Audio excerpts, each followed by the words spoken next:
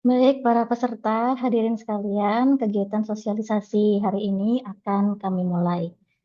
Bismillahirrahmanirrahim. Assalamualaikum warahmatullahi wabarakatuh. Selamat siang dan salam sejahtera bagi kita semua. Yang terhormat, Kepala LPPM Universitas Atmajaya Madura, para narasumber, serta Bapak Ibu dosen Universitas Atmajaya Madura yang kami hormati. Puji syukur kehadirat Allah Subhanahu wa Ta'ala, karena atas rahmat dan karunia-Nya kita dapat mengikuti kegiatan sosialisasi penelitian dan pengabdian mandiri tahun 2026 secara daring melalui Zoom ini pada siang hari ini dalam kondisi yang baik dan sehat walafiat. Sebelum memulai acara, kami menghimbau kepada seluruh peserta untuk menggunakan nama dan juga prodi masing-masing. Silakan direnam untuk penyesuaian. Selanjutnya, menonaktifkan mikrofon selama acara berlangsung. Perkenalkan, saya Sritatna Triyasari selaku MC sekaligus moderator yang akan memandu jalannya acara hari ini. Untuk mengawali kegiatan dan juga mengawali acara kali ini, marilah kita bersama-sama menyanyikan lagu kebangsaan Indonesia Raya dan dilanjutkan dengan himne Universitas Atmajaya Madura. Kepada seluruh peserta dipersilakan untuk mengikuti dengan khidmat.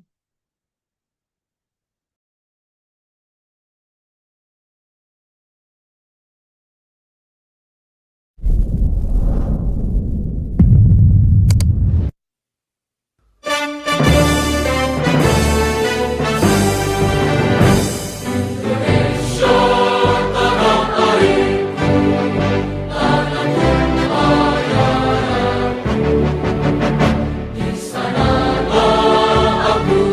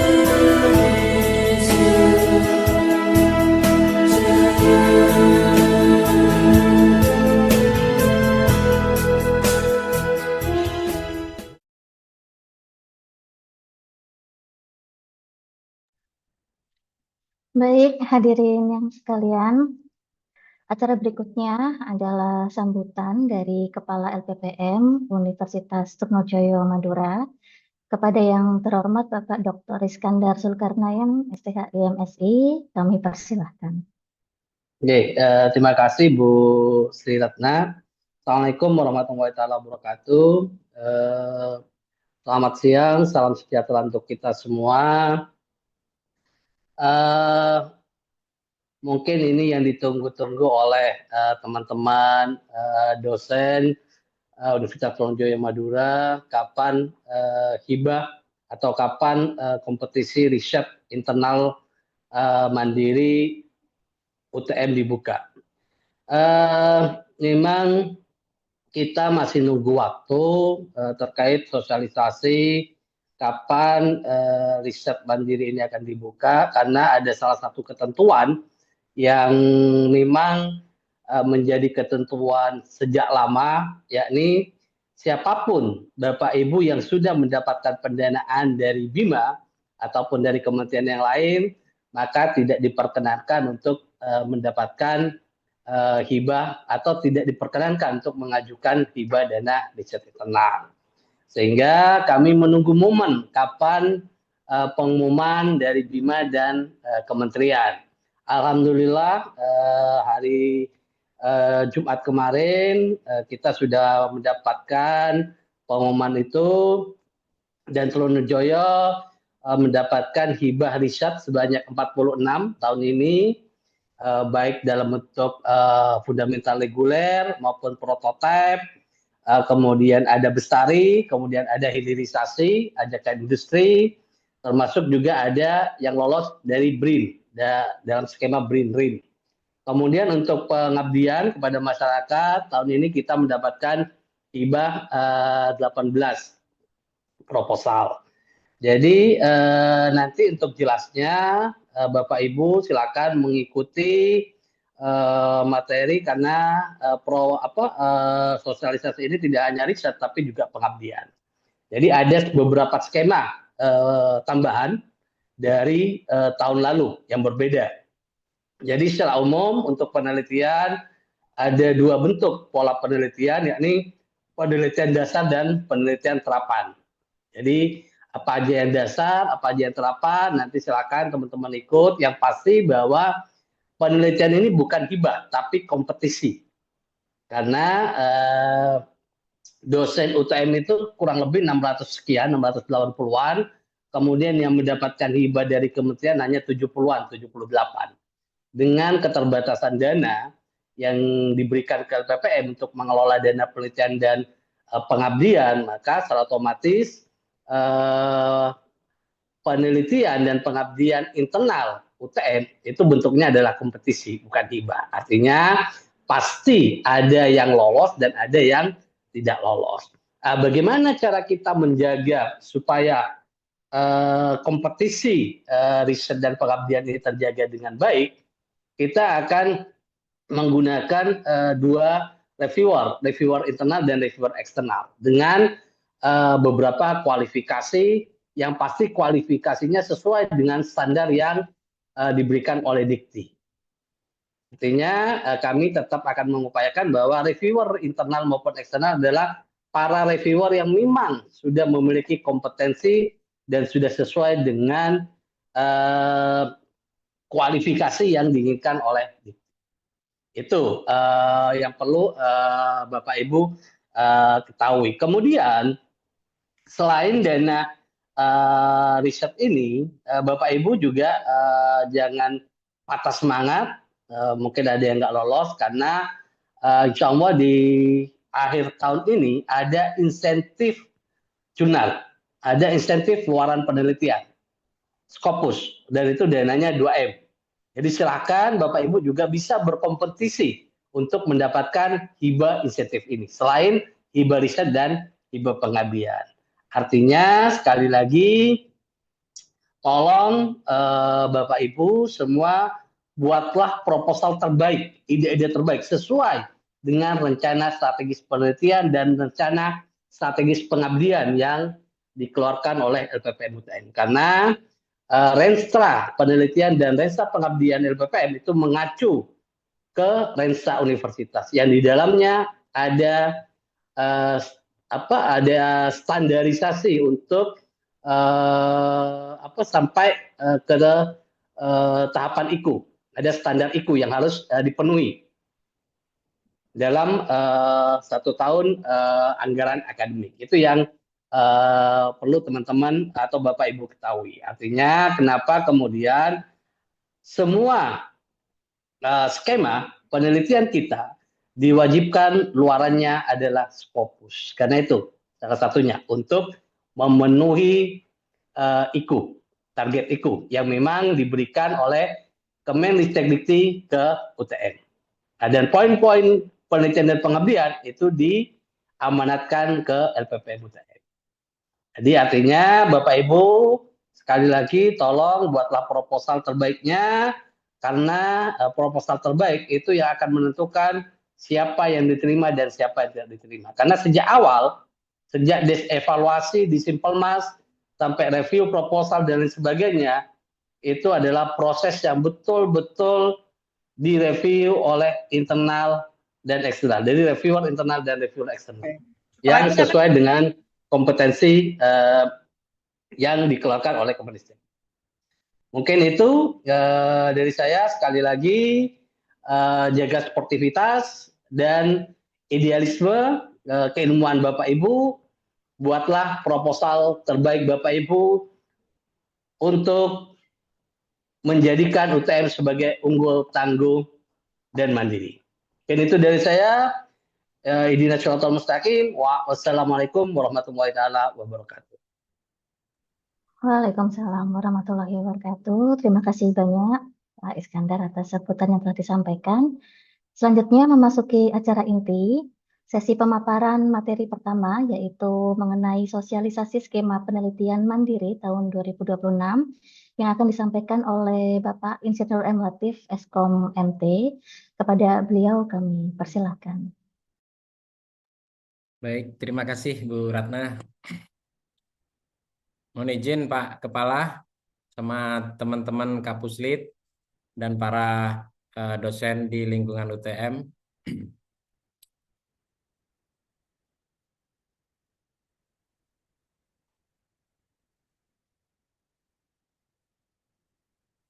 Baik, Assalamualaikum warahmatullahi wabarakatuh. Bapak Ibu sekalian, alhamdulillah hari ini kita sudah pada titik permulaan di hibah penelitian dan pengabdian masyarakat mandiri di Universitas Trunojoyo Madura ini. Izinkan kami LPPM akan mensosialisasikan panduan penelitian mandiri di tahun 2026. Bapak Ibu dosen sekalian, mungkin nanti sosialisasi ini tidak terlalu lama, cukup 45 menit insya Allah sudah selesai. Mohon ikuti sampai selesai karena tahun ini insya Allah ada beberapa perbedaan dari tahun sebelumnya. Oke, Bapak Ibu sekalian, penelitian di UTM tahun 2006 ini dilakukan berdasarkan pada Rencana Induk Riset Nasional sampai 2045, kemudian Renstra UTM 2025 sampai 2029, serta Renstra Penelitian UTM dan Panduan Penelitian Mandiri tahun 2026. Jadi Bapak Ibu sekalian, nanti riset-riset yang Bapak Ibu ajukan itu landasannya adalah pada landasan yang disebutkan barusan. Riset tahun 2026 ini diarahkan pada tujuan kampus berdampak, kemudian juga mendukung Astacita serta mendukung SDGs, internasionalisasi dan riset yang dapat mengacu pada income generating, di mana riset kita itu diupayakan menghasilkan produk-produk yang dapat dihilirisasi dan menghasilkan pendapatan baik bagi individu dosen maupun institusi UTM. Untuk tahun ini, fokus riset itu yang pertama adalah pangan, pertanian, dan agroindustri, kemudian kelautan, pesisir, dan sumber daya alam. Yang ketiga, energi terbarukan dan lingkungan, teknologi informasi dan rekayasa, kemudian kesehatan, jamu, dan bioteknologi, dan yang terakhir adalah sosial ekonomi dan kebijakan publik. Insya Allah dengan fokus ini, semua dosen-dosen di program studi di seluruh fakultas bisa ternaungi dengan adanya fokus riset ini. Kemudian dari riset tahun 2026 ini diharapkan akan memberi dampak pada peningkatan publikasi dan paten para dosen. Kemudian menghasilkan inovasi berbasis kearifan lokal. Jadi riset kita ini di tahun 2006 adalah inovasi-inovasi yang difokuskan di daerah Madura, tetap masih di daerah Madura. Jadi harapannya proposal yang kita bangun itu adalah tidak keluar apa potensi yang ada di wilayah Madura. Kemudian dengan riset ini kita juga diharapkan menghasilkan kolaborasi baik secara nasional ataupun global. Karena ini juga akan mendukung internasionalisasi sesuai dengan visi misi UTM 2025 sampai 2029.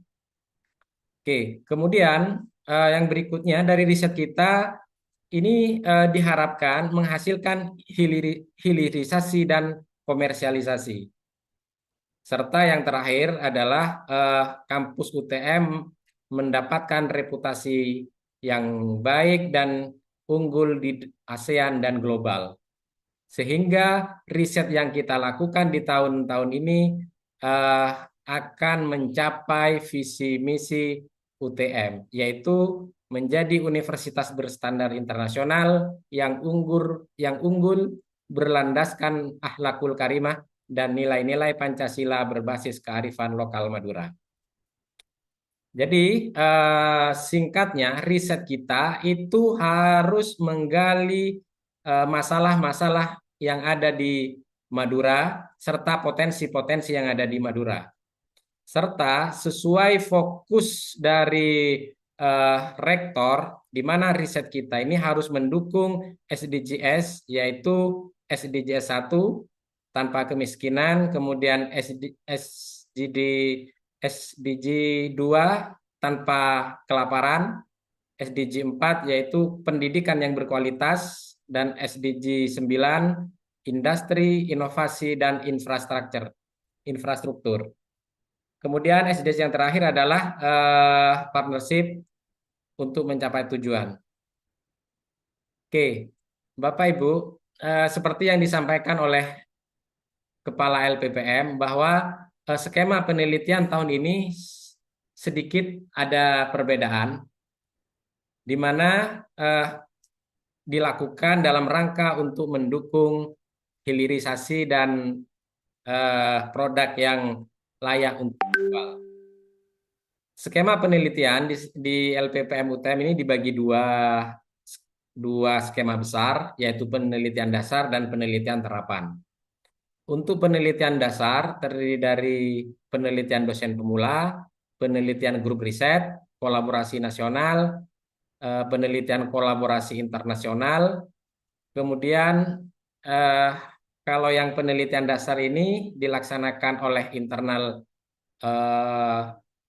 UTM, sedangkan penelitian dasar yang dua di bawah ini, yaitu penelitian kolaborasi PTN Jatim Melaju dan penelitian Western Australia East Java University Consortium, ini dilakukan oleh konsorsium, yaitu kerjasama antara UTM dengan kampus-kampus di luar UTM. Kalau PTN Jatim ini adalah PTN se-Jawa Timur, sedangkan WEJUK ini adalah PTN Jawa Timur dan perguruan tinggi di Western Australia. Kemudian skema besar yang kedua adalah penelitian terapan. penelitian terapan ini terdiri dari dua, yaitu penelitian terapan, kemudian skema yang kedua adalah penelitian hilirisasi riset. Untuk penelitian dasar, ini diharapkan menghasilkan TKT 1-3. Sedangkan penelitian terapan, ini akan menghasilkan TKT 4-6. Untuk penelitian dasar, penelitian dosen pemula sampai kolaborasi internasional ini akan dibuka mulai tanggal 13 April. Sedangkan yang dua, penelitian kolaborasi Jatim Melaju dan Wajuk ini, kita menunggu instruksi lebih lanjut, karena belum dibuka. Secara teknis, masing-masing skema akan dijelaskan berikut ini. Untuk penelitian dosen pemula, mungkin tahun ini agak ada perbedaan. Yang pertama adalah ketua pengusul dan anggota maksimal asisten ahli. Kemudian memiliki Sintas Score overall 50 untuk Soshum dan 75 untuk Saintek. Anggota PDP maksimal 2 orang dosen dan ada keterlibatan mahasiswa minimal 2 orang. Kemudian belum mendapatkan PDP sebanyak 2 kali. Artinya, apabila dosen bersangkutan mendapatkan PDP sudah 2 kali, maka tidak diperkenankan untuk mendaftar di skema dosen pemula. Untuk luaran dosen pemula, yaitu 1 artikel proceeding dan atau, saya ulangi, 1 artikel proceeding atau jurnal terindeks Scopus, serta memiliki luaran tambahan. Luaran tambahan ini bisa haki, bisa buku, dan sebagainya. Untuk dana penelitian maksimal 20 juta, serta jangka waktu penelitian yaitu 1 tahun anggaran. Sebelumnya mungkin banyak pertanyaan, kenapa PDP luarannya harus Scopus? Karena ini dalam rangka untuk mendukung visi UTM, yaitu internasionalisasi dan pemeringkatan internasional di UTM. Harapannya dengan proceeding dan jurnal Scopus ini akan mempercepat ranking UTM di tingkat internasional. Ada sebagian yang bertanya, kan dananya kecil 20 juta. Bapak Ibu, seperti yang disampaikan tadi, nanti di akhir tahun apabila Bapak Ibu menghasilkan luaran wajib proceeding atau jurnal, itu ada insentif sesuai tingkatan artikelnya, baik itu proceeding maupun jurnal. Karena setiap jenjang Q4 sampai Q1 itu besarannya berbeda. Jadi tidak ada salahnya 20 juta ini kemudian ditambah lagi dengan insentif sesuai jurnal Scopus yang Bapak Ibu dapatkan. Oke, kemudian skema berikutnya adalah skema grup riset. Untuk syarat grup riset, yang pertama adalah ketua pengusul dan anggota adalah maksimal lektor, bukan minimal ya. Jadi untuk grup riset tahun ini, ketua pengusul dan anggota adalah maksimal lektor. Hal ini untuk memfasilitasi dosen-dosen yang sudah 2 kali mendapatkan PDP sehingga bisa mengirim proposal ke skema penelitian grup riset. Kemudian syarat yang kedua adalah Sintas skornya 75, ini overall untuk Soshum dan 200 untuk Saintek. Memiliki anggota maksimal 2 orang dosen. Kemudian memiliki keterlibatan mahasiswa minimal 2 orang. Luaran wajib untuk grup riset yaitu artikel jurnal Scopus. Kalau di sini kita belum tentukan kuartilnya. Yang penting jurnalnya adalah jurnal Scopus. Kemudian ditambah dengan luaran tambahan sesuai capaian Bapak Ibu dosen. Yang ketiga yaitu dana penelitian. Dana penelitian untuk grup riset ini adalah 35 juta. Dan jangka waktu penelitian adalah 1 tahun. Kemudian berikutnya adalah penelitian Kolapnas, kolaborasi nasional.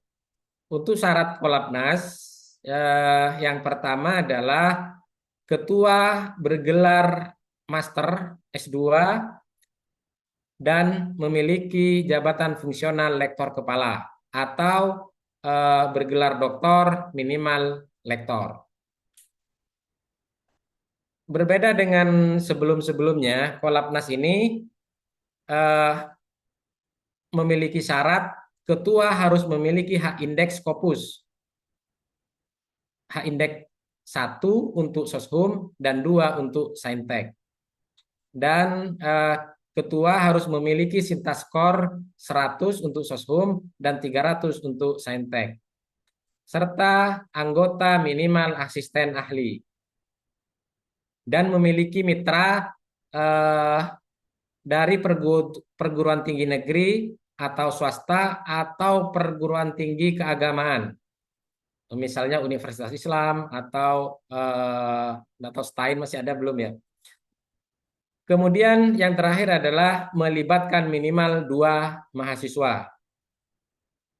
Luaran dari Kolapnas yang pertama adalah luaran wajib, yaitu artikel Scopus, jurnal Scopus minimal kuartil 3, serta memiliki luaran tambahan.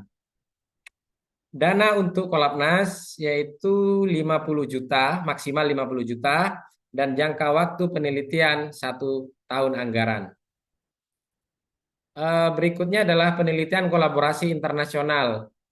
Syarat untuk kolab internasional, ketua peneliti harus bergelar S2 dan memiliki jabatan fungsional lektor kepala atau dosen dengan gelar doktor dan minimal jabatan fungsional lektor.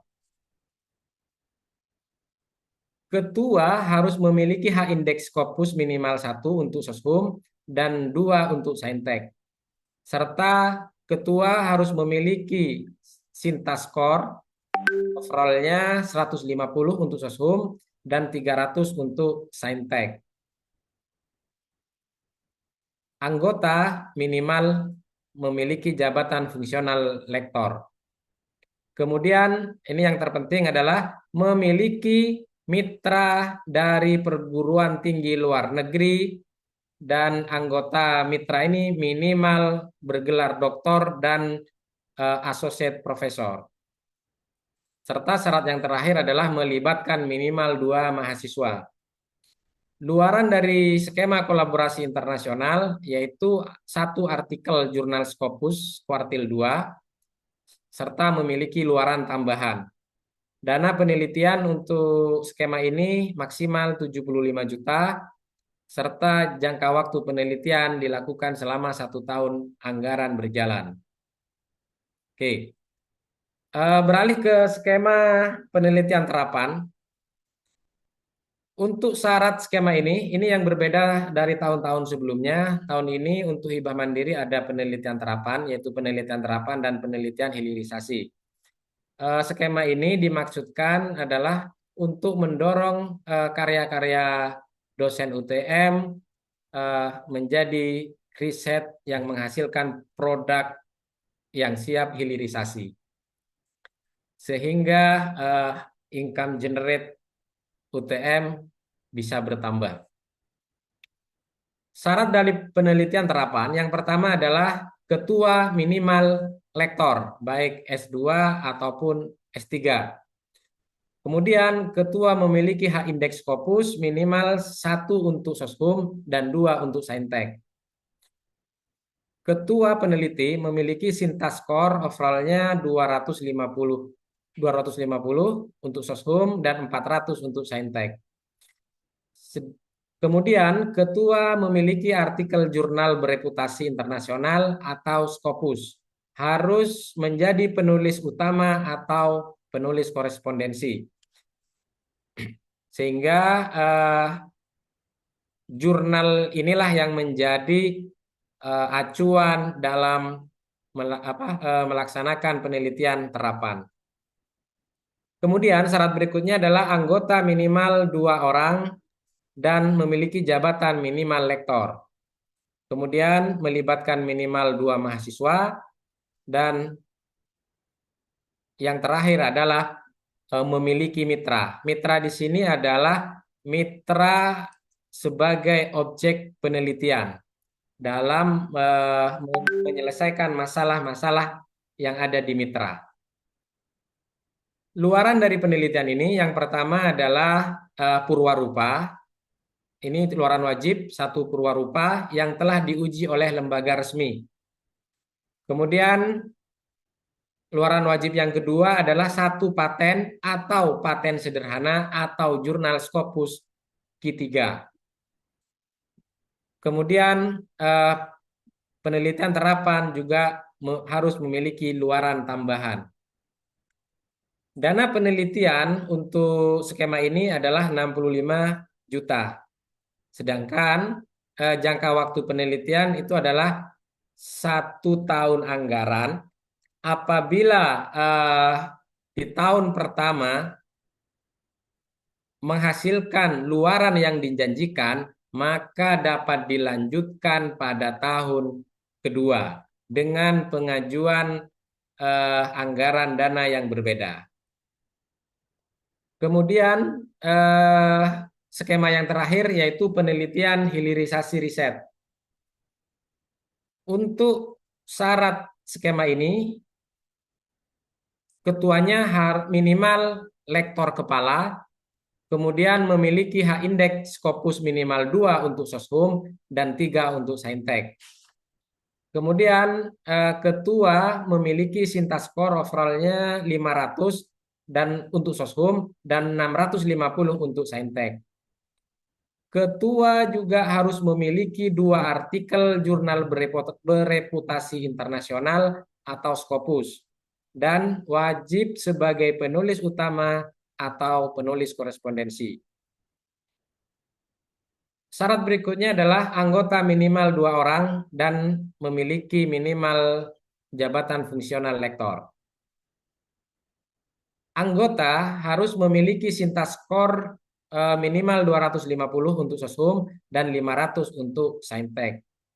Serta melibatkan minimal 2 mitra dan wajib memiliki mitra penelitian. Mitra ini bisa industri, bisa UMKM, dan sebagainya, di mana mitra ini adalah sebagai mitra untuk menyelesaikan masalah penelitian yang diajukan.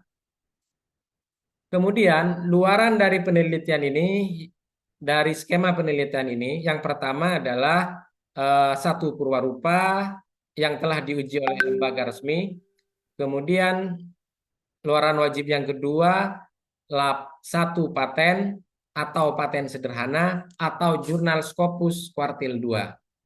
Serta luaran wajib yang ketiga adalah laporan feasibility study product, yaitu laporan terkait kelayakan produk diterima pasar atau tidak.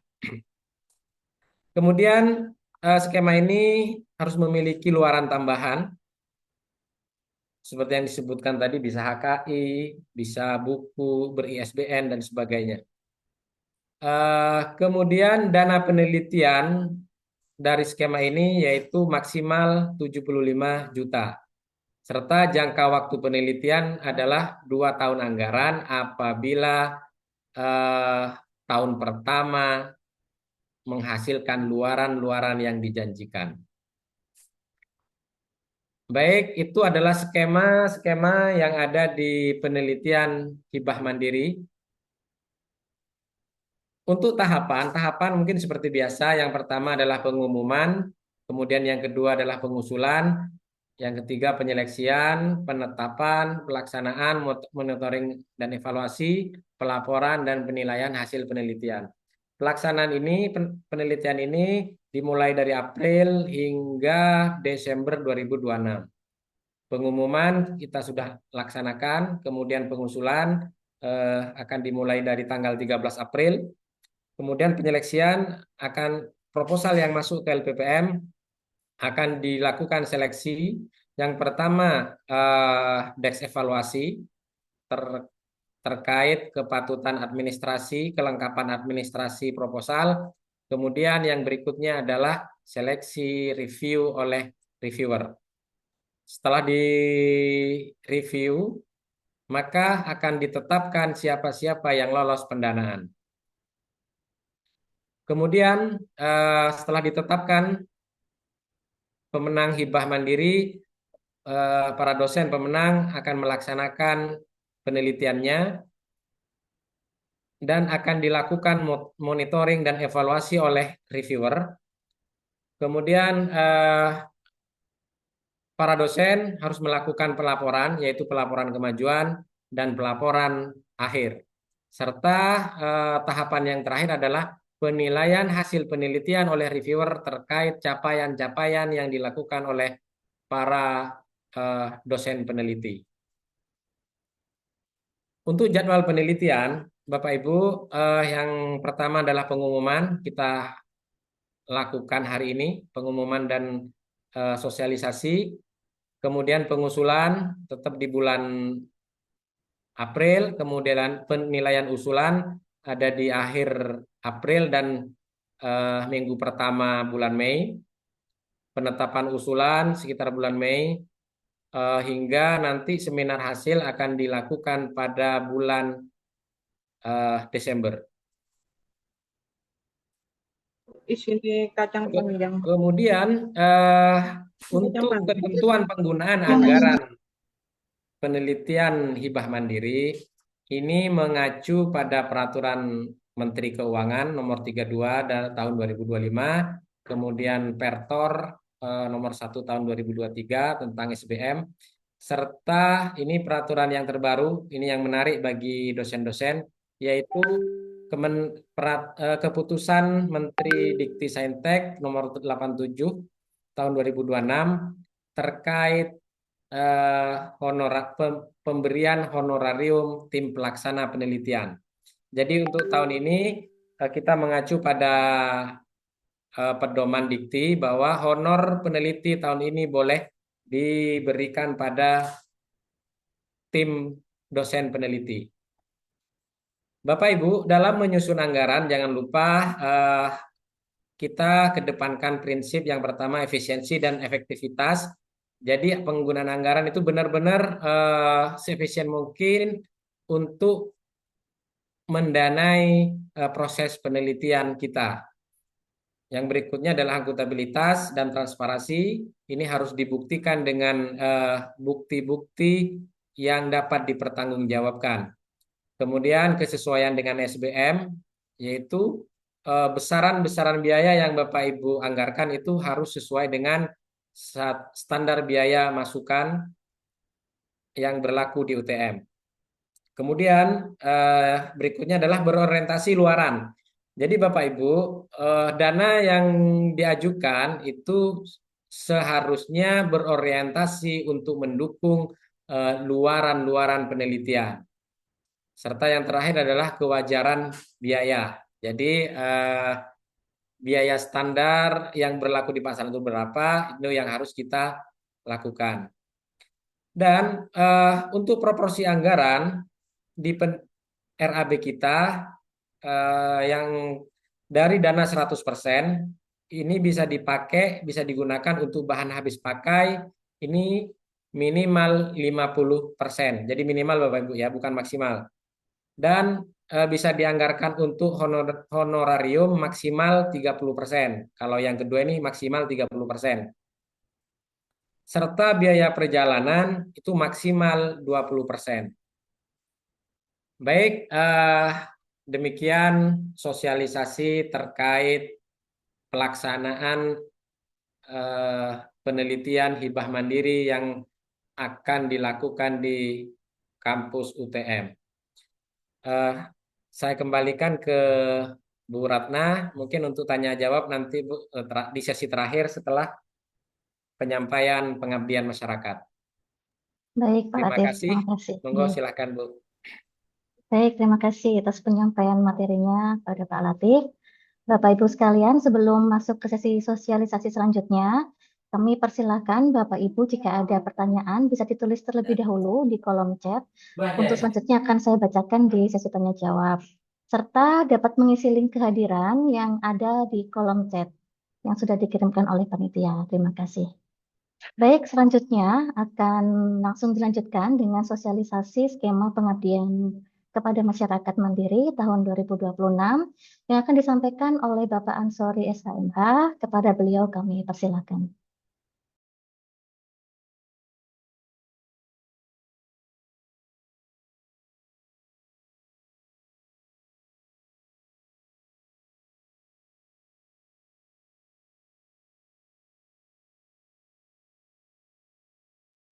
Suaranya masih mute. Tolong suaranya masih mute itu.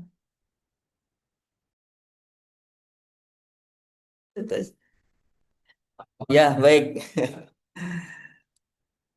Terima kasih Bu Sri Ratna Triyasari, eh, Bapak Ibu dan wabil khusus Kepala LPPM dan juga Sekretaris LPPM, teman-teman Kapuslit dan juga para dosen yang sudah menyempatkan hadir secara virtual ini yang sangat saya hormati.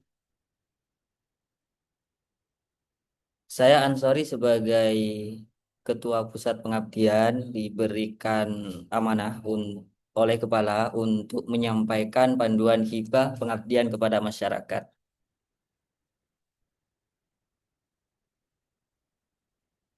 Nah, arah kebijakan dan paradigmanya sebetulnya tidak jauh berbeda dengan riset tadi yang disampaikan oleh Pak Sekretaris, dan saya next saja dulu. Untuk persyaratan umum terkait dengan pengusul pengabdian kepada masyarakat, dan ini adalah bagian dari rangkumannya, Bapak Ibu bisa melihat di buku panduannya, tapi hal yang terpenting adalah batasan usulan, maksimal 2 usulan per dosen, ketua plus anggota atau ketua apa namanya anggota. Ya. Pengecualian di sini, ketua aktif tahun berjalan hanya boleh 1 usulan baru sebagai anggota.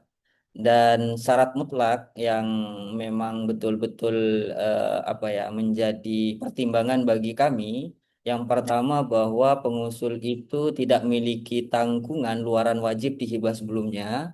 Terus yang kedua, hibah dari rekaman jejak tidak ada pelanggaran ya. Misalnya terdapat di apa namanya di hibah yang sebelumnya itu ada keterlambatan laporan, pendanaan ganda, luaran atau ada luaran yang tidak valid. Dan yang terpenting adalah batas geografis pelaksanaannya adalah di Pulau Madura. Nah, kecuali yang nanti ada skema Bapak Ibu, ada skema baru yaitu skema internasional.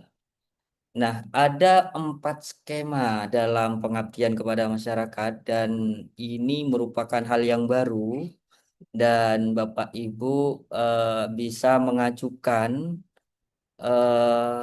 salah satu dari skema ini karena batas minimal itu ada batas minimal syarat dosen itu eh, asisten ahli. Nah, yang pertama untuk skemanya adalah Kemitraan Trunojoyo Mandiri atau kami kami singkat dengan namanya KTM. Yang kedua, Trunojoyo Mengabdi untuk Negeri yang saya singkat dengan TMN. Ada Trunojoyo International Community Service yang yang kami singkat dengan TICS. Dan yang selanjutnya adalah Desa Binaan Trunojoyo yang kami singkat dengan DBT. Nah, selanjutnya Dari tiap-tiap skema itu ada beberapa metrik utama dan syarat spesifik mitra dan juga fokus luarannya. KTM atau Kemitraan Trunojoyo Mandiri untuk metrik utamanya adalah untuk pendanaan batas maksimal itu 15 juta dengan durasi waktu 6 bulan dan tiap dosen pengusul ya itu memiliki skor Sinta untuk yang Saintek itu 50, sosial Soshum itu 25. Syarat spesifik mitra sasarannya Bapak Ibu yaitu kelompok masyarakat produktif seperti misalnya IRT, nelayan, petani ataupun UMKM. Ada beberapa syarat di sini, paling tidak ya apa namanya kelompok masyarakat produktif itu memiliki berdiri minimal 1 tahun. Minimal 10 anggota atau karyawan di luar keluarga dan juga tidak ada hubungan keluarga dengan pengusul. Dan fokus luarannya Bapak Ibu untuk KTM ini sebetulnya kalau dalam hal luaran yang betul-betul apa namanya yang sifatnya administratif mungkin begitu. Satu jurnal Sinta plus 1 media massa plus video. Tapi yang jelas karena ini adalah untuk kelompok masyarakat produktif, maka fokus luarannya adalah peningkatan level mitra dari produksi, manajemen, pemasaran ataupun sosial. Tentu ini masuk di dalam laporan akhir dari apa namanya pengabdian dengan skema kemitraan Trunojoyo Mandiri. Nah, selanjutnya ada skema Trunojoyo Mengabdi untuk Negeri yang kami singkat dengan TMN tadi. Nah, untuk metrik utamanya dana maksimal 20 juta dan batas waktunya adalah durasi waktunya 6 bulan dan skor Sintanya untuk Saintek itu 50 dan Sokhum itu 25. Syarat spesifik mitra sasarannya Bapak Ibu ini ada di SK Rektor UTM nomor B/481 garing dan seterusnya ya tentang penetapan desa binaan tahun 2025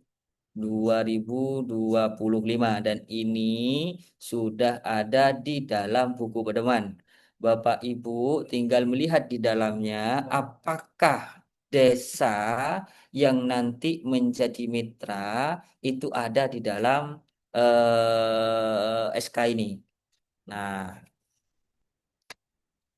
selanjutnya adalah skema Trunojoyo International Community Service dan ini metrik utamanya dananya maksimal 60 juta ya dan durasi waktunya 6 bulan dan skor Sintanya untuk Saintek itu 150, Soshumnya 100. Untuk syarat spesifik mitra sasaran fokus kepada desa, komunitas atau NGO atau institusi pendidikan di luar Indonesia. Nah, di sini Bapak Ibu diutamakan memiliki mitra pelaksana lokal dari negara tujuan. Nah, ini apa ya paling tidak dalam melaksanakan pengabdian ini Bapak Ibu sudah ada mitra ya dari di luar negeri ya atau di luar Indonesia. Nah, fokus luarannya adalah ada draft kerjasama resmi dari MOU sampai IA dan seterusnya ada publikasi jurnal terindeks minimal Sinta 4 dan 2 artikel media massa plus video. Nah, selanjutnya ada skema Desa Binaan Trunojoyo. Nah, ini berbeda dengan yang tadi Bapak Ibu, ini metrik utamanya ada terkait dengan dana maksimalnya adalah 50 juta dan durasi waktunya itu multi-years atau 2 tahun anggaran. Ada syarat skor Sintanya, Saintek itu 200 dan Sofum itu 150. Dan Bapak Ibu, untuk syarat spesifik mitra sasarannya itu fokus pada SK Rektor tadi yang saya sebutkan. Di sana ada beberapa desa yang sudah menjadi mitra dan ditetapkan sebagai mitra, ya. Dan Bapak Ibu tinggal melihat dan menentukan desa-desa mana yang akan dijadikan bagian dari mitra pengusulan Bapak Ibu nantinya. Untuk fokus luarannya ini karena multi-years jadi ada intervensi berkelanjutan, ya. Dan apa namanya rinciannya yaitu ada di sini saya sampaikan bahwa ada peta jalan luaran eksekusi multi-years ini, ya. Yang tahun pertama untuk luarannya paling tidak ada Purwapura teruji di lingkungan terbatas saja. Purwarupa, sorry.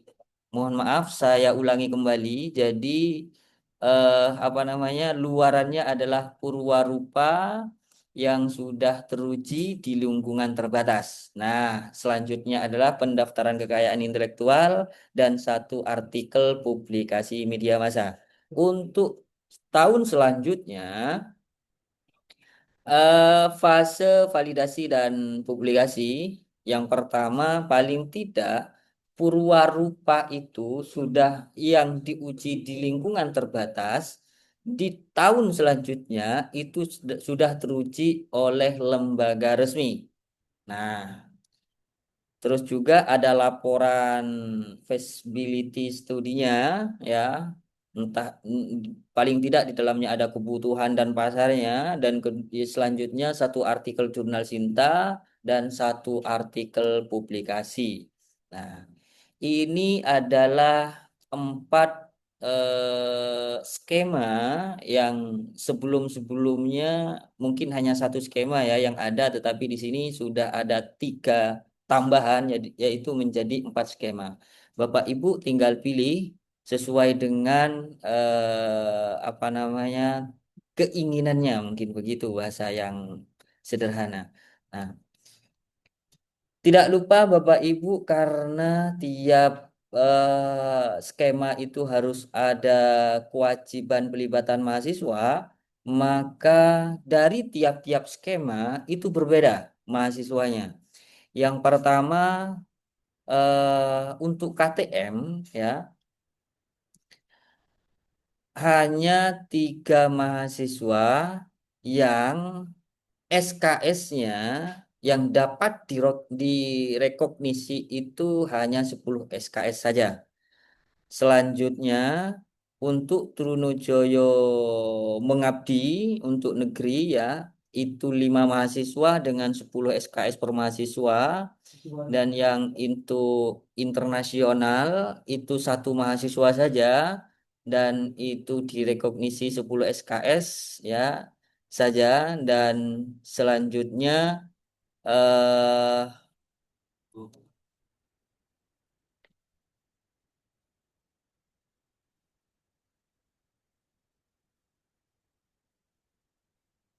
untuk yang pengabdian multi-years itu 5 mahasiswa dengan 10 SKS per mahasiswa. Dalam pelaksanaannya wajib membuktikan dengan surat keterangan rekognisi yang sah dari program studi. Nah, Bapak Ibu, untuk masalah anggaran mungkin ini tidak jauh berbeda dengan riset tadi karena ada apa namanya ada aturan yang baru terkait dengan masalah anggaran. Saya next saja. Dan untuk rambu-rambu anggarannya uh, saya next saja karena ini tidak jauh berbeda dengan apa yang disampaikan oleh Pak Sekretaris.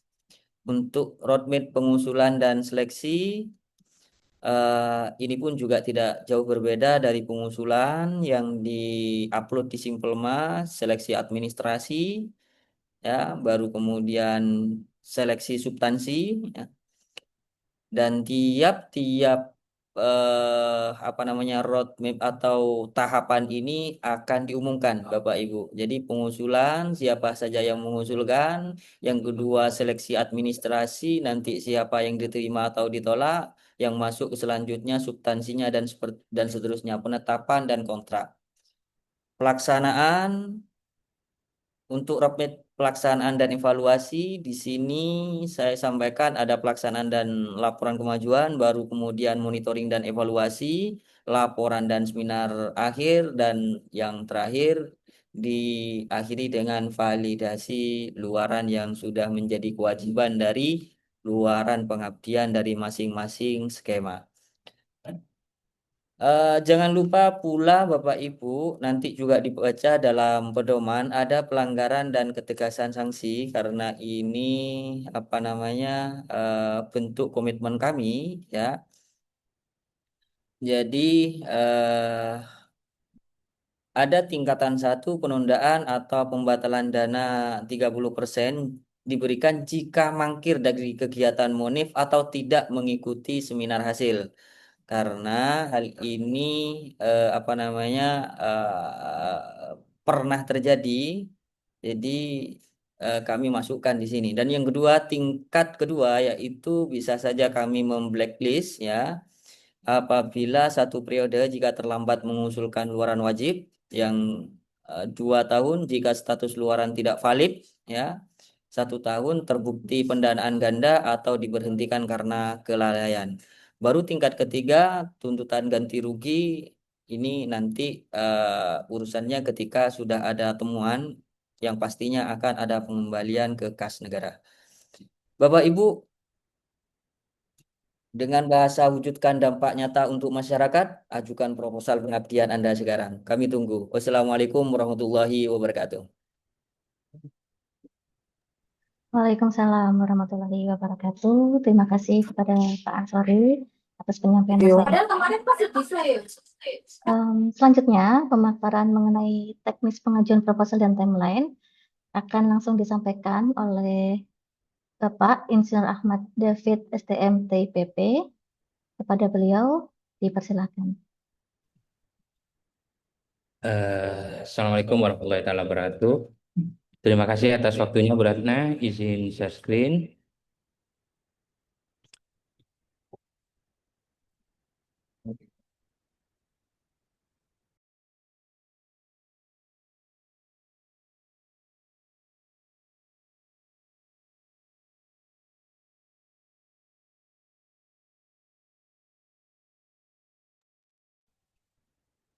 Yang ingin kami sampaikan ini berkenaan dengan teknis bagaimana pengisian dari template yang sudah kami siapkan. Artinya Bapak Ibu tinggal mengisi pada tempat yang sudah ditentukan. Di sini berwarna kuning ya Bapak Ibu. Jadi setiap penelitian, ya, dan pengabdian kepada masyarakat sudah ada template-nya mulai dari proposal, laporan kemajuan sampai dengan laporan akhir Bapak Ibu. Seperti yang dilihat di layar, di sini template mengacu pada template BIMA. Barangkali nanti ada penelitian dari Bapak Ibu yang belum berhasil bisa diusulkan melalui skema penelitian mandiri di UTM.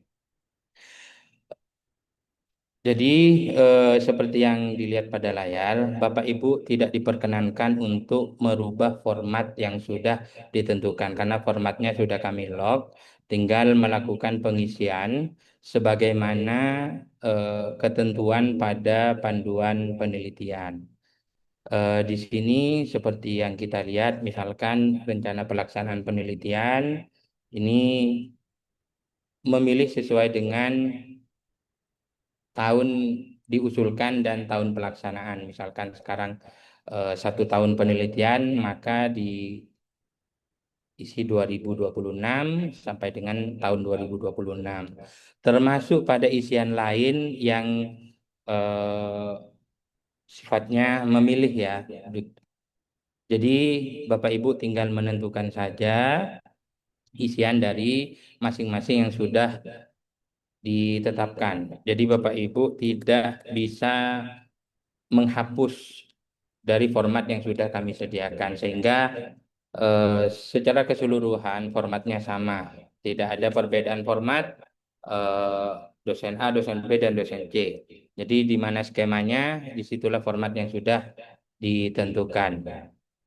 Kemudian yang perlu saya sampaikan di sini, misalkan anggotanya hanya satu, pada kolom tertentu atau baris tertentu bisa dilakukan penghapusan Bapak Ibu.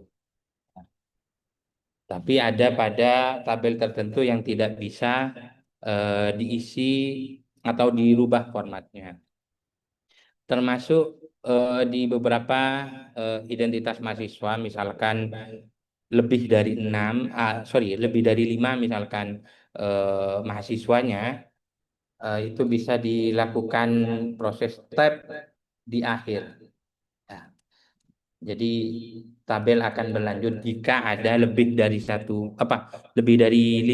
Bapak Ibu. Kemudian pada skema penelitian dosen pemula, misalkan tidak ada mitra kerjasama, bisa dikosongi Bapak Ibu di sini. Dikosongi saja pada tempat yang sudah ditentukan. Termasuk pengesahan proposal ini ada di satu tempat ya. Di sini ada dekan, ketua peneliti, dan menyetujui kepala LPPM, Bapak Ibu.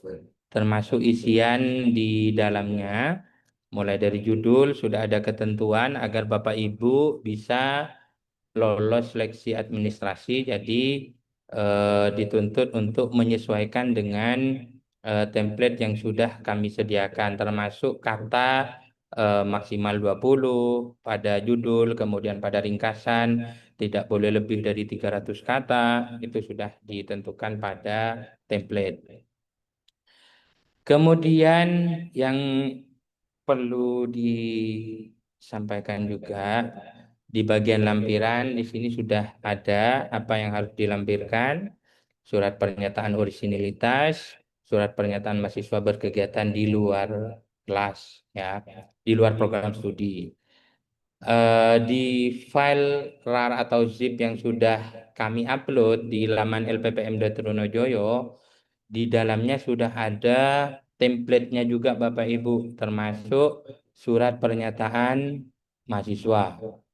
Jadi tinggal mengisi tanpa menghapus format yang sudah kami tentukan. Jadi Bapak Ibu tinggal melakukan pemilihan saja dan mengisi pada posisi yang sudah kami tentukan, termasuk skema di sini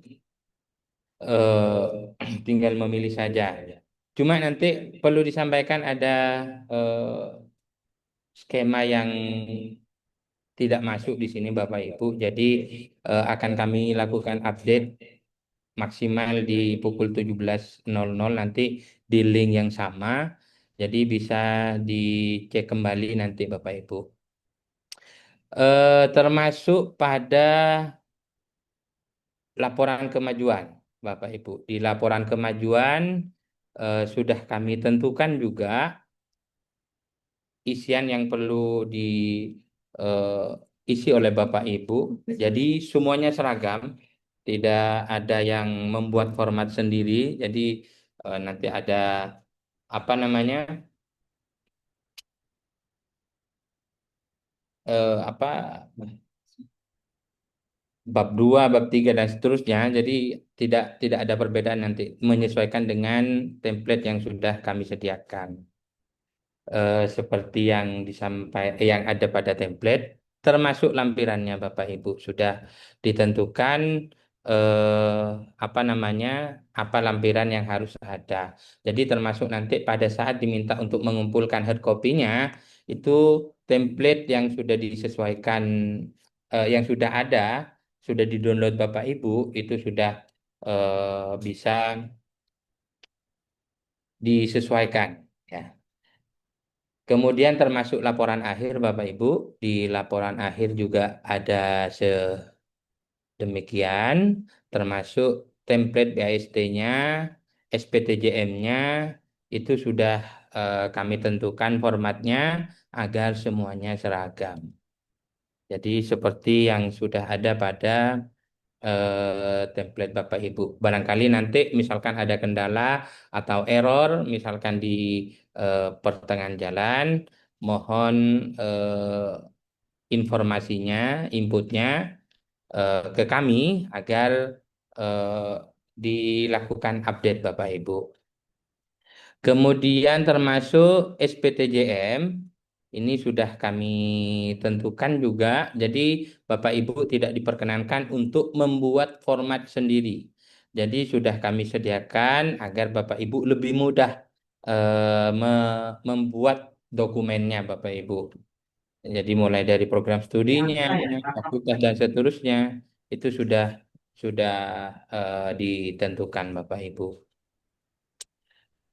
Kemudian di sini di cover juga sudah ditentukan Bapak Ibu.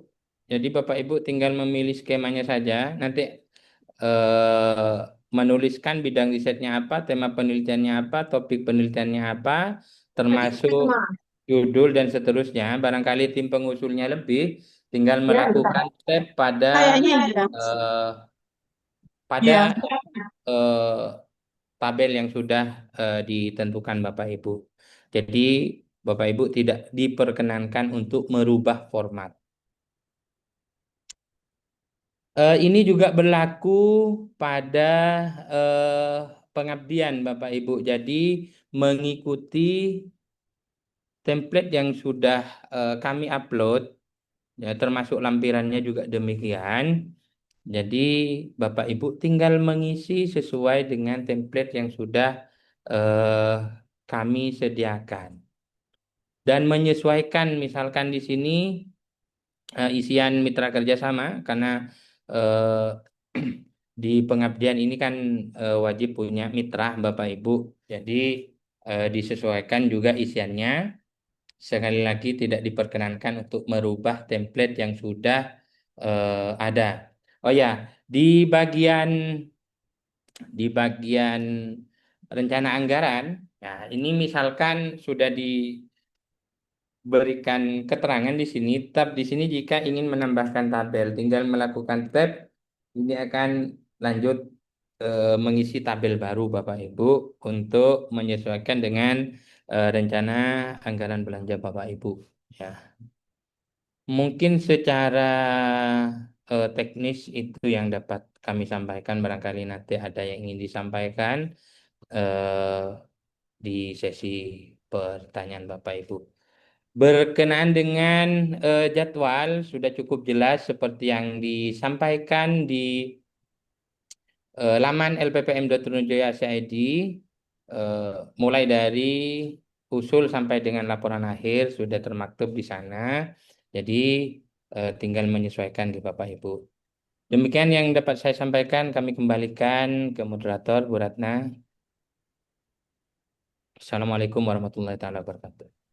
Waalaikumsalam warahmatullahi wabarakatuh. Baik, terima kasih Pak David atas penyampaian materinya. Baik Bapak Ibu, untuk sesi tanya jawab kali ini, karena banyaknya pertanyaan yang muncul di kolom chat, mohon Bapak Ibu bisa memperhatikan karena dari tim LPPM sudah menjawab satu persatu pertanyaan Bapak Ibu yang sudah disampaikan dalam kolom chat.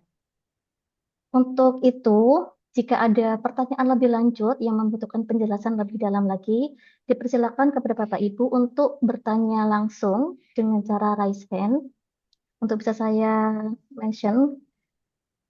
Dan untuk pertanyaan yang muncul di kolom chat sudah dijawab, ini tidak akan saya bacakan gitu ya untuk menyingkat waktu.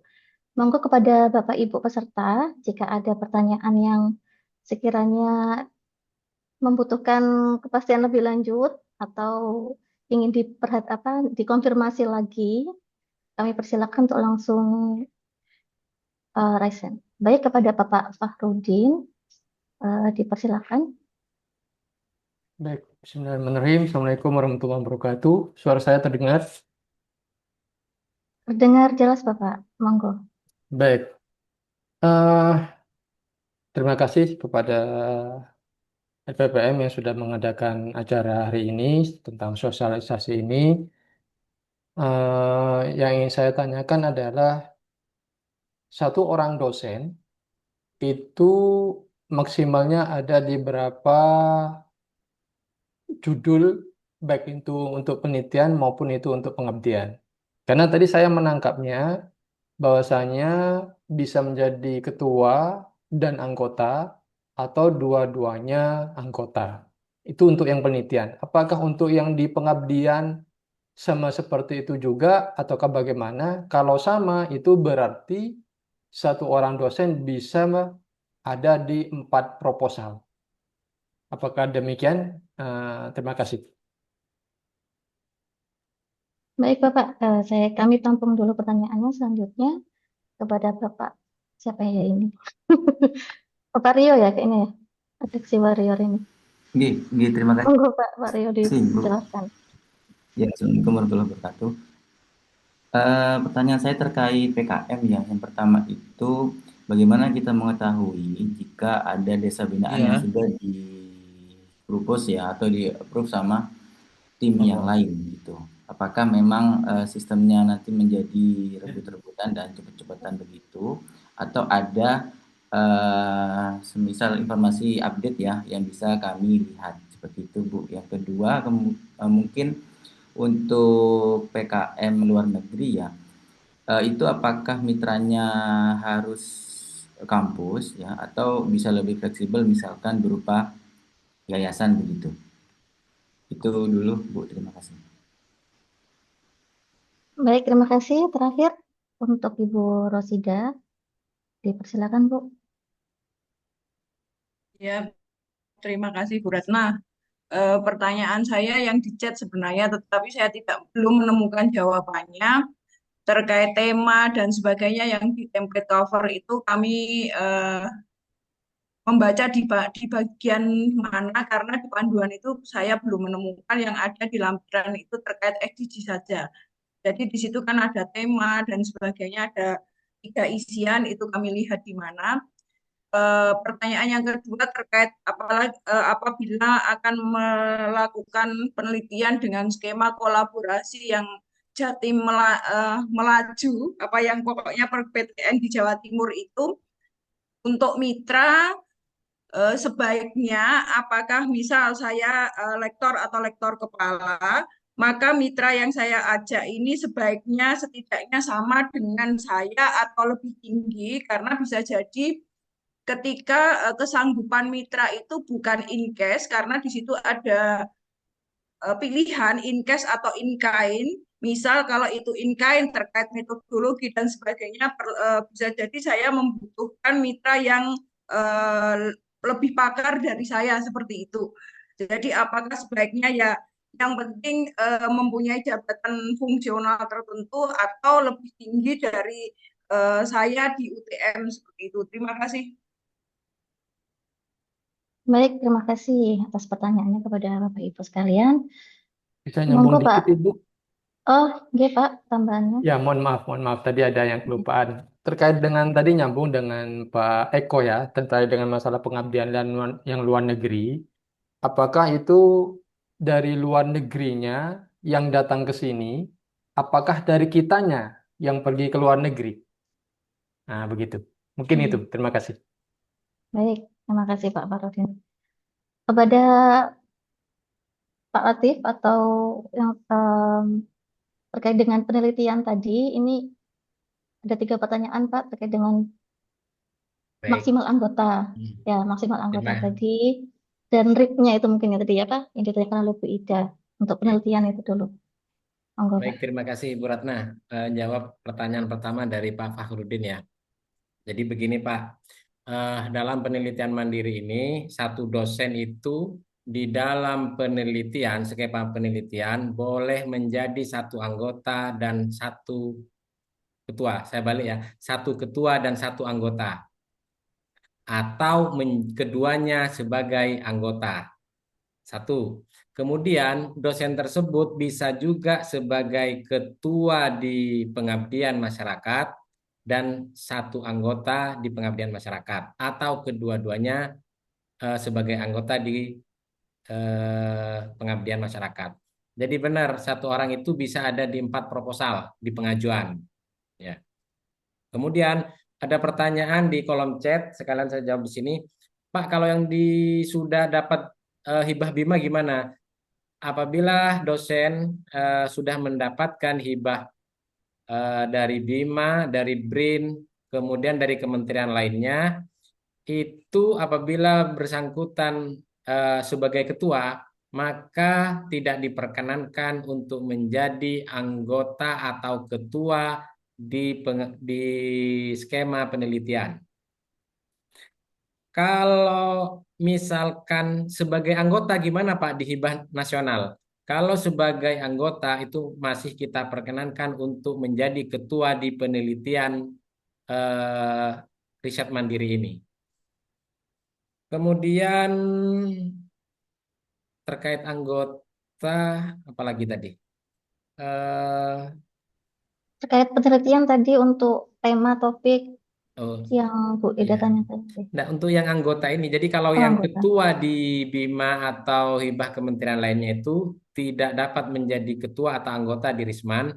Kalau dosen bersangkutan sebagai anggota di BIMA atau kementerian lainnya, itu masih diperkenankan untuk menjadi ketua di penelitian mandiri UTM ini. Oke. Untuk topik dan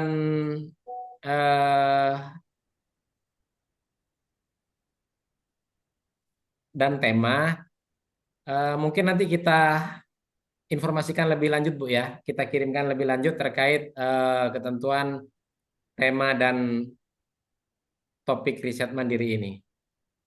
Kemudian yang ketiga terkait riset apa tadi lagi Bu? Yang pengabdian luar negeri, Pak. Iya, pengabdian sudah kalau pengabdian penelitian luar hanya negeri itu nanti biar Pak Ansori yang Pak jawab. Ansori. Saya kira itu Bu ya, Iya, untuk betul, Pak. penelitian. Pak, yang saya tadi tanya terkait kolaborasi untuk perguruan tinggi di Jawa Timur itu. Nggih, maaf ngapunten. Untuk yang Jatim Melaju tadi nggih Bu Ida, untuk mitra sebaiknya itu lebih tinggi dari jablungnya pengusul di UTM ini atau bisa sama karena tadi berkaitan dengan in-case-nya kesanggupan mitra itu tadi Pak. Oke. Kalau untuk yang kolaborasi nasional itu tidak ada ketentuan Bu. Kalau yang kolaborasi internasional itu sudah ada ketentuan di panduan, yaitu dari PT luar negeri dan bergelar minimal doktor dan asosiat profesor. Sedangkan untuk Jatim Melaju dan Waijuk itu mengacu pada pedoman yang dikeluarkan oleh Jatim Melaju dan Waijuk. Untuk yang Jatim Melaju, mungkin ini bulan-bulan kemarin simpang siur ada yang banyak mengajukan Jatim Melaju, LPPM seakan-akan menolak gitu. Memang sementara untuk Jatim Melaju itu kita tidak tanda tangani karena ada apa ya? Kalau dilihat itu kerugian UTM untuk ikut.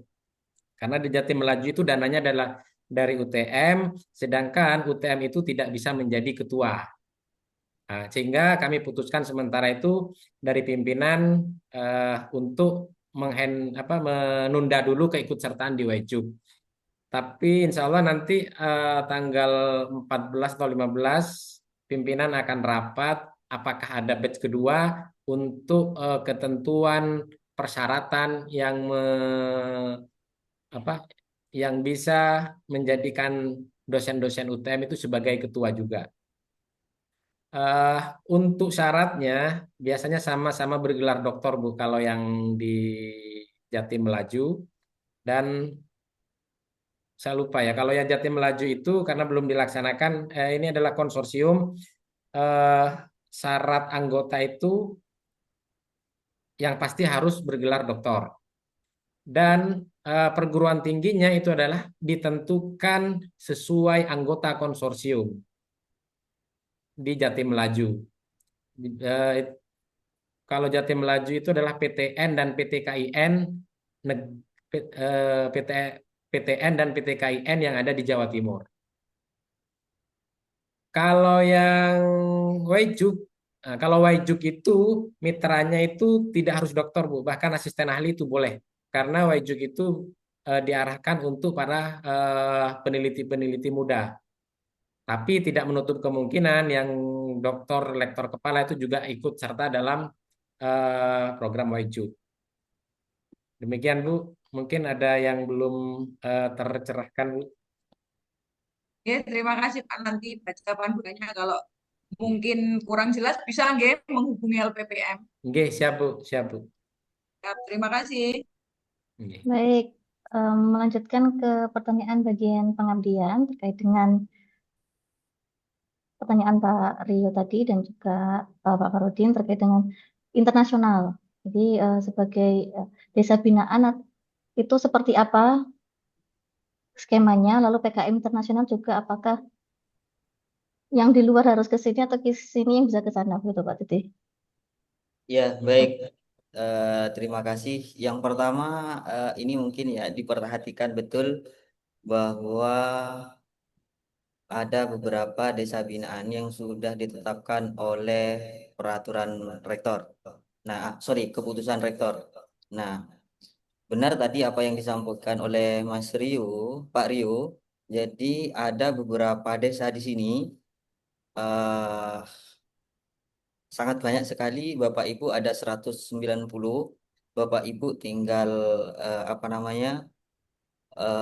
Memilih salah satu di antara desa-desa tersebut. Terus yang kedua, bagaimana jika ada satu desa tapi banyak ini, banyak banyak banyak yang ini misalnya banyak yang ingin di desa itu misalnya. Perlu diingat bahwa untuk penelitian, hibah penelitian dan pengabdian ini adalah sifatnya kompetisi. Jadi yang paling terbaik, yang paling bagus itu saya pastikan itu akan mendapatkan hibah tersebut. Tentu sesuai dengan syarat dan ketentuan yang ada.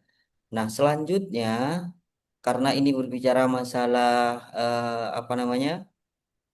eh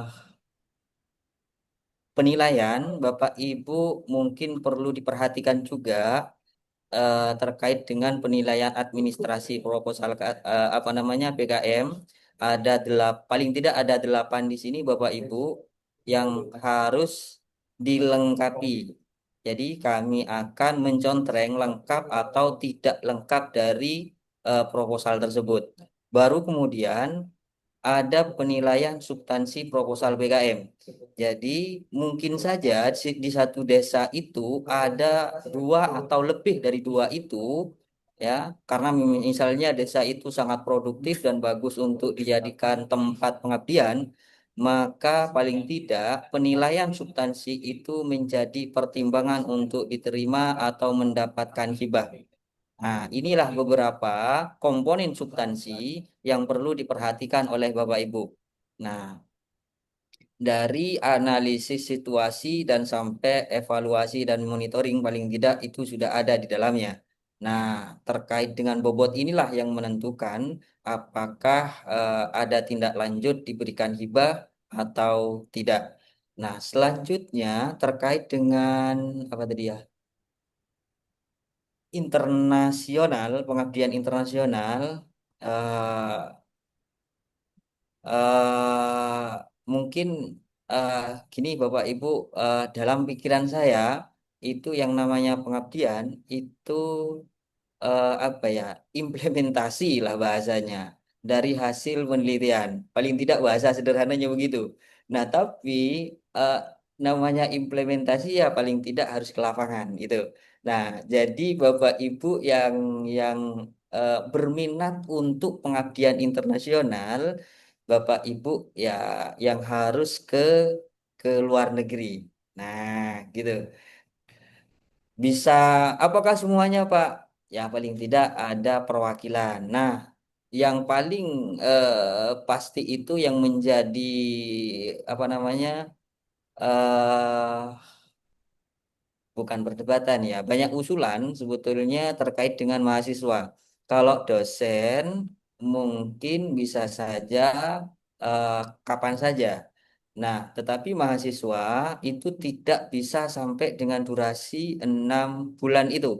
Nah, maka sempat ada usulan kenapa hanya satu itu karena untuk paspor itu ternyata banyak jenisnya dan itu batas maksimal kalau tidak salah apa yang dirapatkan kemarin itu sampai 28 hari kalau tidak salah dan itulah yang menjadi salah satu apa namanya penilaian rekognisi SKS 10 SKS itu. Nah, tapi kalau semisal lebih dari itu, Bapak Ibu itu eh, punya jalur yang lain misalnya, ya yang pasti jangan sampai melakukan tindakan yang ilegal. Begitu aja, mungkin seperti itu. Nah, ya jadi Untuk jam telu eh, berapa tuh, Mas? gimana, Bapak? Ya, Em, mungkin saya hmm, bisa nanggapi ya. G? Jadi kalau saya lihat dari presentasinya tadi, itu kan secara spesifik mitra sasarannya adalah desa, komunitas, NGO, dan institusi pendidikan di luar Indonesia. Negeri. Ini kan Betul, spesifik mitra sasarannya. Nah, betul, kalau terkait dengan lokasinya itu, kalau tadi saya menangkapnya bahwasanya kita yang diminta ke luar negeri, berarti pengabdiannya kita itu lokasinya adalah di luar negeri begitu. betul. Bukan di dalam negeri sini sebagai lokasi untuk pengabdiannya. Iya, benar, benar, Pak. Oh, gitu. Eh, Hmm. Oke, oke. baik, Pak. Izin, ya, Pak Ansori. eh, gimana? Ya sedikit Apa, ya. Ya, sorry. Apakah ada mitra, apakah mitra yang dari luar negeri ini juga harus melibatkan mahasiswanya? Gimana, Pak? Misalnya mitra kita yang di luar negeri ini dosen gitu kan? Betul. Nah, apakah kemudian yang mitra ini juga harus melibatkan mahasiswanya untuk di kegiatan pengabdian luar negeri ini? Ataukah hanya yang dari UTM saja yang butuh mahasiswa? Dari UTM saja. Oh, yang di UTM saja. Jadi yang dari luar negeri tidak wajib ada mahasiswanya, yang penting Tidak ada wajib. dosennya. Betul. Baik, terima kasih. Baik, Pak Ansori, sedikit Dalam. menanggapi tadi apa request pertanyaan. Jika ada pengabdian masyarakat ke luar negeri, ini berarti ada perjalanan dinas ke luar negeri, Ki. Ini untuk izin perizinannya bagaimana? Apakah perlu sampai ke kementerian? Apakah perlu sampai pengajuan izin perjalanan dinas ke luar negeri atau bagaimana, Pak, untuk pelaporannya? Nah, itu eh, dalam rapat itu memang ada seperti itu, Bu Ratna. Jadi eh, yang menjadi pertimbangan memang salah satunya itu ketika buat paspor dan saya sebetulnya tidak terlalu paham terkait dengan masalah perizinan apa dan sebagainya tadi. Tapi yang jelas mungkin Pak Latif Oke. bisa bantu menyampaikan itu dari hasil rapat kemarin, Pak Latif. Baik, Pak Pangap. Eh, Memang apabila kita dosen akan melakukan perjalanan ke luar negeri, eh, ada jalur khusus, Bu. Jadi tidak menggunakan paspor eh, biasa, yaitu paspor ini harus dikeluarkan oleh Kementerian Dalam Negeri kalau tidak salah. Dan apabila kita melakukan kegiatan pengabdian ini kan merupakan sejenis tugas negara untuk keluar negeri, sehingga izin itu harus diajukan ke UTM terkait perjalanan dinas ke luar negeri. Nanti syarat-syaratnya akan ditentukan terkait persyaratan apa saja yang diperlukan untuk kegiatan perjalanan ke luar negeri ini. Mungkin teknisnya nanti bagian ini Bu ya, apa ya, bagian keuangan di UTM ya, persyaratannya itu apa saja? Hmm. Baik, Itu berarti Bu Ratna. untuk terkait dengan internasional ini, khususnya untuk luar negeri, ada informasi lanjutan ya yang akan disampaikan oleh para peserta. Gitu, para Bapak Ibu sekalian. Baik, terakhir sampai untuk penutup kali ini, monggo Ibu Miftahul Jannah, dipersilakan.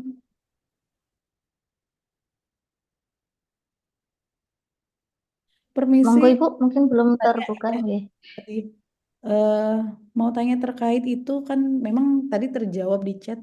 Pertanyaan saya adalah satu dosen boleh skema yang sama untuk anggota dan ketua itu boleh atau tidak? Tadi dijawabnya satu dosen boleh sebagai ketua di penelitian dan pengabdian. Jadi belum menjawab apakah skemanya sama itu boleh atau tidak.